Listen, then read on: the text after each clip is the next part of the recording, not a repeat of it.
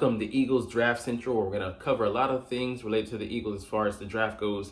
The NFL Combine is happening this week, Tuesday for me, Monday for you. That'll be tomorrow. But the interviews with the teams are going to get things kicked off, and with the players following, and then the on-field performances. But right now we're going to look at an interview with Daniel Jeremiah, one of the leading analysts for all things draft. And he's a former scout for the Eagles, and his opinion is very highly valued. He has some insights for us and for teams around the league. Also, we're going to conduct our first mock draft of this season. What's up? It's your boy Cintron coming back at you with another analysis video. And I kid you not, that's my real name. Like I said, we're here with DJ Daniel Jeremiah, talks Eagles draft ahead of the NFL Combine. And Jim Peaskey's going to give his thoughts as well. We'll cover them if we feel like they're salient. Anyways, the first question up is, I know cornerback has been a popular position for the Eagles at 22. How do you see the value lining up there? Then when you kind of look at the depth at corner in the draft, is it worth it to get one in the first round? I definitely would say so. He has 14 to 15 corners of the first to third round grade. And third round grade for you guys out there is at the very least a starter. It's still a premium pick, even though it's been relegated to a day 2 pick. It used to be a day 1 pick with rounds 1 through 3 taking place on the first day of the draft. Used to be two days. They turned it into a media darling event over the course of 3 days. But it was the same as last year, man. And some guys we missed on last year. We should have gotten Christian Hernandez, but we went the route we went. I would have preferred Bijan Robinson, but I understand. But he says that you have a lot of guys in the three top group, maybe the 3 guys that he has, and then the guys falling in that second and third round range are nickels. So I like Max Melton out of Rutgers. Kyrie Jackson is another one. He's been talked about in recent years. The size, height, weight, speed ratio could go probably go on day 2, but there's some guys outside of the top ones. Nate Wiggins is probably the top cover corner, but Terrion Arnold is most likely going to be the first guy to go. And then behind him, I'd say it's competition between Nate Wiggins and there's Kool-Aid, McKinstry. So that top group, I would say it's 5 or so guys. And Rackstraw, I put him in that second group. For me, I don't like him. Daniel Jeremiah has him as his second best corner. Whereas 2 to 3 guys I take way before him. He's just too grabby. He doesn't play really the route. He tries to get physical with the receiver. He's a hands-on guy. But in the league, they're gonna really clamp down on that, and it might expose him, as well as his long speed. He's Slay without the speed, with all the confidence, and more physical Slay, I would say. But the cover skills I don't see, they aren't there. He needs some development. Questionable off coverage guy, so I don't want him, but that's just me.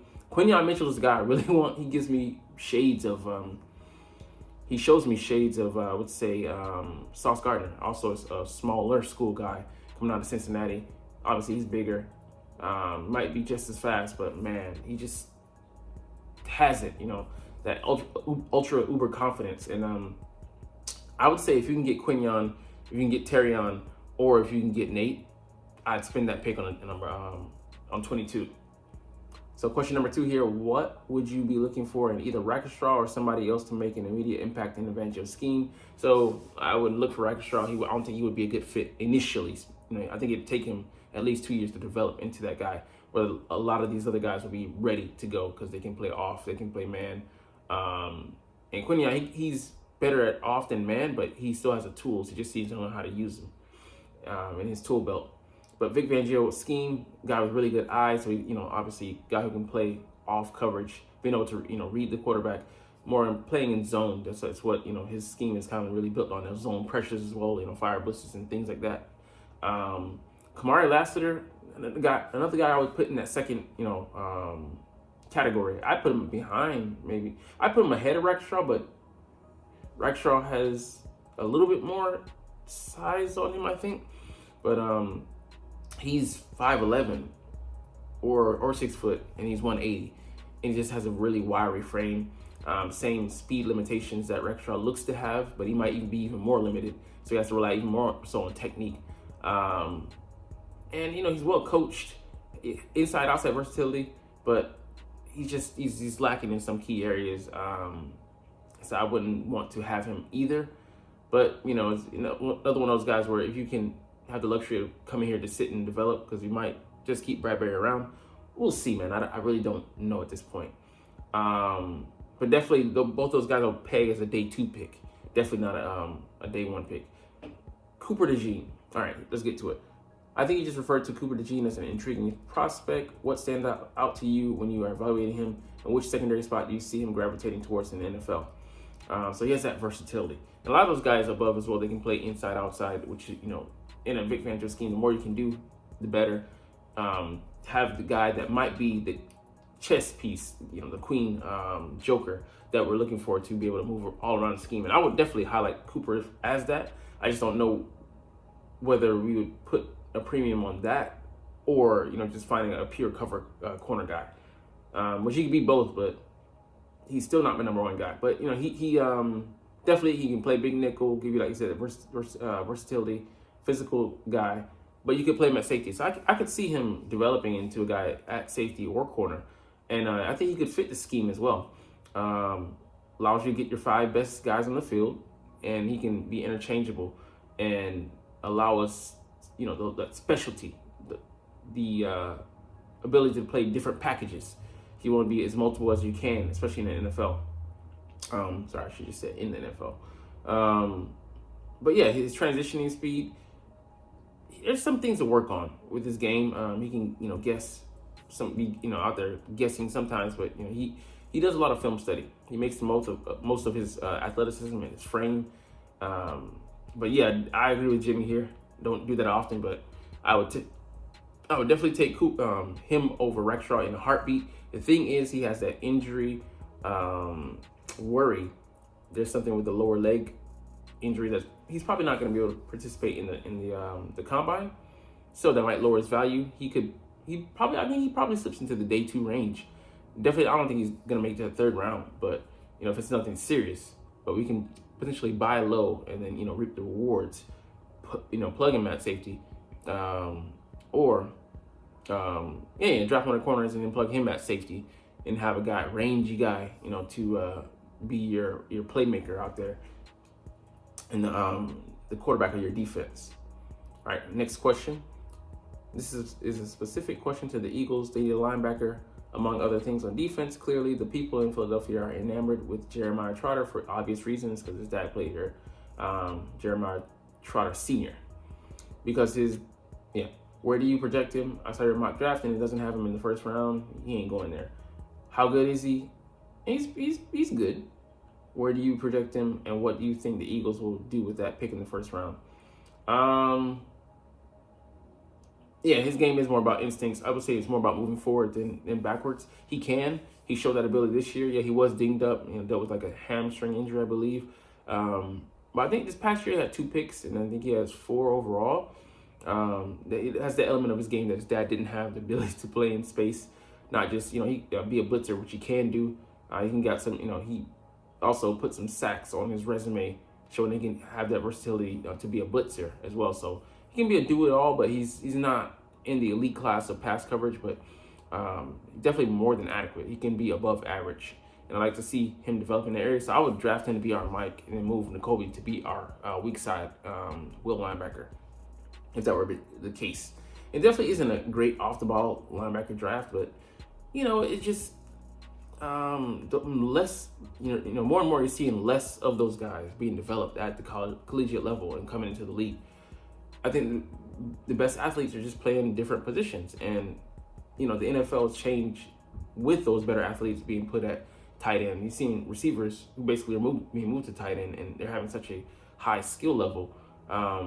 Defensive guys, it's not they haven't caught up. It's just they're not choosing to play those positions. And the position has gotten smaller as well. So you're sacrificing some of that because that was the traditional old school linebacker. Let's see. You definitely don't take Guy just because his dad played here. That's, demerits. Next question up. The Eagles go into the offseason pretty sparse at running back. who are some of the guys potentially on day 2 that you maybe think could at least come in as a featured role type of act? We don't really feature a back. We haven't really done that. LaShawn McCoy, kinda. I mean, I would say more so than we did with Brian Westbrook.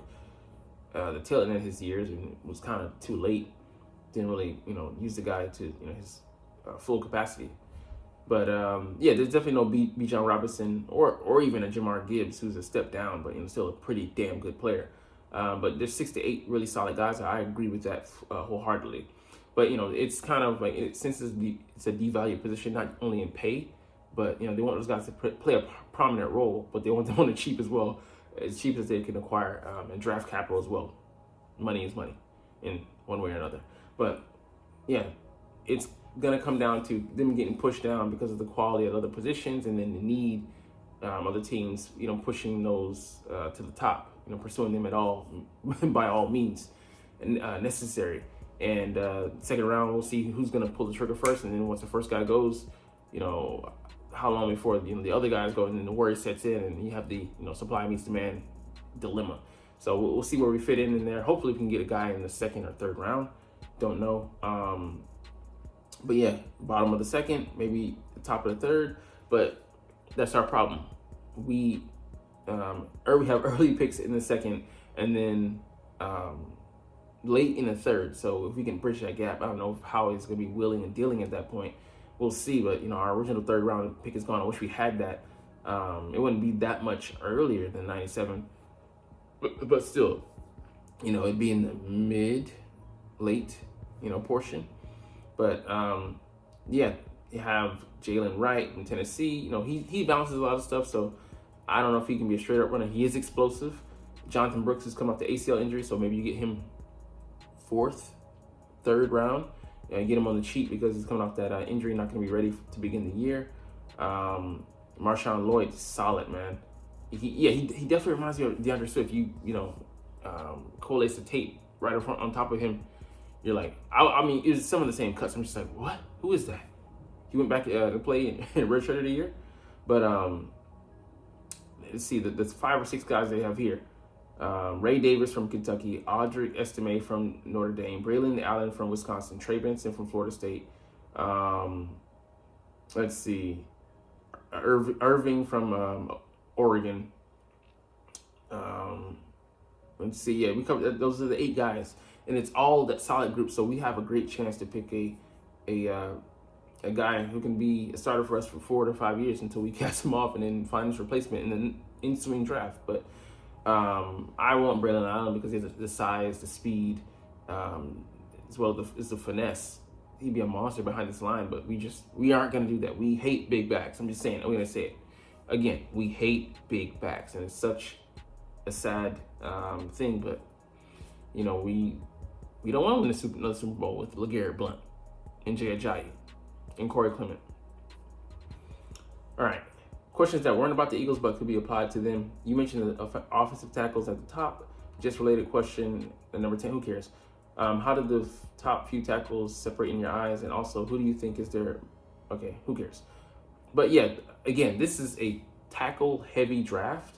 The quality at the top is just so good. And like I said, because of devaluation / needs and the supply-demand playing out, some of those guys are going to get pushed down. Like, you have Joe Alt, Olu Fashanu, Talius Fuaga, J.C. Latham. They're going to be in that first group to go. But then after that, there's still like guys who first round, but they could potentially go late first, or even get pushed to some the second round. And I think we'd have to consider if we go corner first, then tackle second. If we could get one of those tackles in the second round, that would save us, that space to be able to maneuver like that. Because we're saving up for, I'd say saving up, stashing a player until Lane retires. But this player can also have some guard flexibility, come in and compete at that spot, or give us a swing guy, and then Tyler Steen can play on the interior. You're working with house money there with the depth in that O-line room. But let's see who else do we have here. Like, and we haven't even gotten to Tyler Guyton. I mean, those guys. I mean, so there's 8 guys that, you know, have like a first round grade in his top 20. It's insane the amount of depth this year. But it's going to be wonderful. So let's see. I think this connects to that. The question specifically with the offensive tackles in this draft class, do you necessarily see a tier drop off from round 1 to 2? And specifically with New England at number 30, okay, who cares? But like I said, Guyton, he's going to be there. Mims from Georgia, another guy to look at. But all available in the 20 range, and then potentially later, you would love that. All right, let's see. Any intriguing prospects at the linebacker, like that you like? I mean, he just happened to be linebacker. Sorry, later than the second round. Okay, sorry, second round or later. So Junior Colson, I do like him. I think he can come in and be solid in coverage. I think he'd be a shade above, or a shade or two above Nakobe Dean, but he offers that supreme size. Guy out of Michigan, 6'3", 240 range, can run, he can cover tight ends. Don't know if he can cover, running backs and wide receivers, but, if he can displace, like that, some of the explosiveness and mobility side to side in space at the combine and the drills, stock might move up. Peyton Wilson, a guy I love, he can do all that. He's really a cover linebacker who can also play the run. 24 years old, older guy, injury history, but a guy, if he's there in the third round, I definitely want him to come to the squad. Or Adrian Cooper, if he slips to the second round, pick him up. Over Trotter, yeah, I would definitely put both of those prospects over Trotter. Colson, I don't know who I go with. It'd be size versus I think he's more of the modern linebacker. But Colson, he might be able to do some of the similar things with more superior size. All right, seems like a decade ago, the NFL was trying to limit, underclassmen coming in. Now we have the opposite problem, guys staying too long. This is mostly like the COVID year thing, and we had a lot of guys who had their years wiped out, and then also had injury red shirts. So they're 6-year guys coming out. There's gonna be a guy like 30 years old at like tight end or something playing this year. So it'll be good. You got the maturity, and then next year I think you got some of the early guys coming out earlier, but a lot of experience or gonna be coming out in these next couple of drafts. But it's a good thing overall because the maturity level of the prospect are more ready to play in the NFL, things of that nature. All right, we're gonna move on to our mock draft. So I'm gonna obviously pick the Eagles here. We're gonna limit it to the first 3 rounds, and we'll see how it goes. All right, let's see how this draft shakes out. I don't think my guy's gonna be there. Oh man. All right, so I have Cooper DeJean. It would make sense in this scenario to select Kool-Aid McKinstry. And next up here, he's on the board. So let's go ahead and take Adrian Cooper. And who else do we need? Let's go with Chris Braswell. Let's finish out with Blake Corum. I didn't get the guy I like, but we finish out here with a very solid draft. First round, cornerback Kool-Aid McKinstry. We got the corner of the future. Linebacker Adrian Cooper. We got our cover linebacker, and he can also blitz. Edge player and Chris Braswell. Gonna be a very solid guy to hopefully pair with Nolan Smith. And then Blake Corum, our running back of the future, while we bring in one in free agency, maybe re-sign Swift. So man, building blocks right there. But let's keep going until we get the guy I like. Now this would never happen, but this will be an ideal draft on defense. An edge, a very solid coverage, do everything linebacker, a safety, and a running back. I think this will be the perfect draft for the Eagles, even though it's still not my ideal one. A tackle, wide receiver, a linebacker, a running back, and an edge rusher. We would kill for this. Another solid draft that gets us everything that we need. All right, top to bottom, I would definitely take this. Corner, tackle of the future, immediate impact linebacker, and at the very least, change of pace running back. It finally happened. My ideal scenario, finally. This will be a fucking wet dream of a draft for me. Quinyon Mitchell at corner. Chris Braswell, who I'm not the highest on, but he will be a solid edge rusher. Jalen Polk, who have the inside-outside versatility and have that speed as well as that height. And Braylon Allen, a game breaker. Finesse, but also gives you that power and speed. Anyways, we'll get up out of here on that note. Long ass video, I had to search for that. But anyways, you're not even watching though, but as always, I love talking about the Eagles, and I love making these videos. So we're gonna chunk deuces, but as always, it's fly Eagles fly, and let's motherfucking go. Like, comment, share, and subscribe if you like. Thanks for watching. Check me out at Cintron, Cintron Anime, Cintron Life, or Cintron Laughs, or other social media.